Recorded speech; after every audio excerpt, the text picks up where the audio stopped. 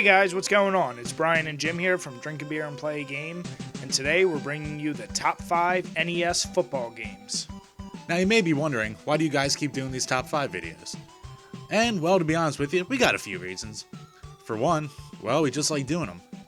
2, we want to make sure that you don't waste your time or your money on games that might suck. And 3, well, we're desperate for content. So, with that being said, let's get to the top 5 NES football games. Number 5. Now, a 10-yard fight, you gotta take some liberties with it. Mainly because it's the first football game out there. Well, the first one that actually tried to be a football game. It wasn't just, the mess that most sports games on the Atari were. The game had a lot going for it for its time. The graphics were simple, the control scheme was simple, your options were very limited in the game. But there's still a certain charm to it, and while it's certainly not the best game out there, it's not the best controlling, it's nowhere near, the funnest game on the system, it's definitely a sign of, things to come. You can get the game cheap no matter where you go, and once you get the hang of it, it's an okay experience. We're not saying it's great, but if you want to have a little bit of a laugh and a trip back through time, it's not a bad option. Number 4. Coming in at number 4, we have Touchdown Fever. Now, as you might recall from our review, this game to us looked like a newer, updated version of 10-Yard Fight. And that makes sense because it had the same exact score from us. But this game did have a little more to offer, but the problems with it include fairly tough control, graphics that weren't too advanced for its time. The biggest selling point for this game, and the only reason this is really making it on this list, is me and Jim did have a shit ton of fun doing the 2-player mode. We kept busting each other's balls about who did the best play, or whose fault it was that someone got screwed up. It's definitely a fun one to try, but I really would suggest doing it with a buddy. And hey, who can forget those fun little halftime shows? Remember that video? Yeah, you do.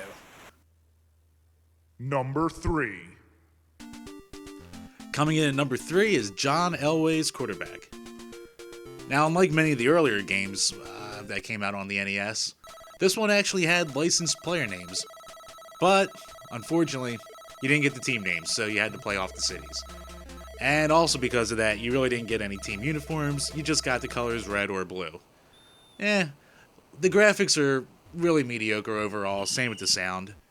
And the control was, overall it's pretty stiff, but it did have an interesting mechanic for the time.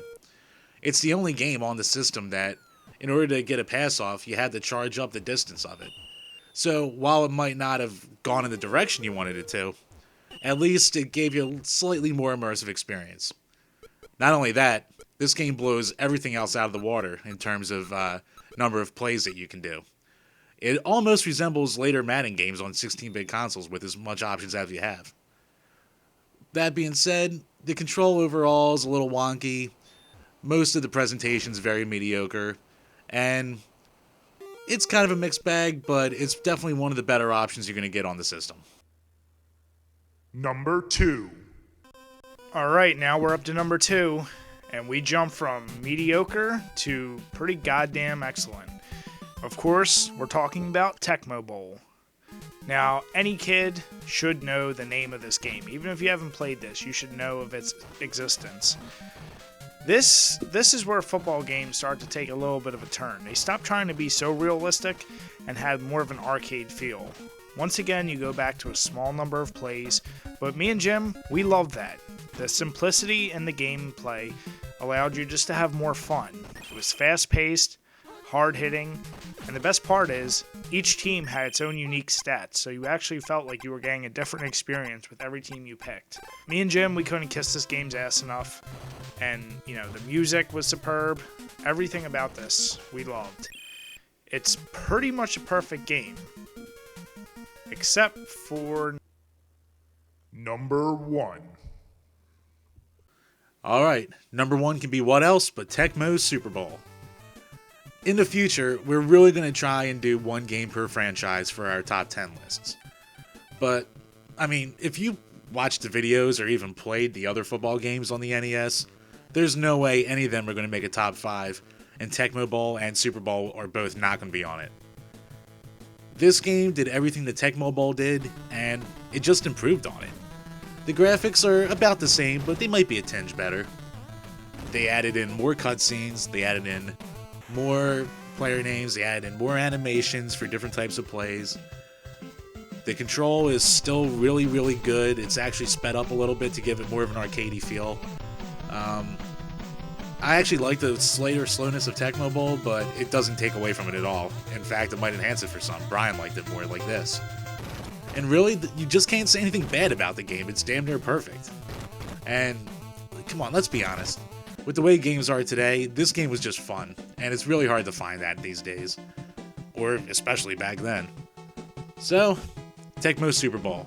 The best football game, damn near best sports game on the NES.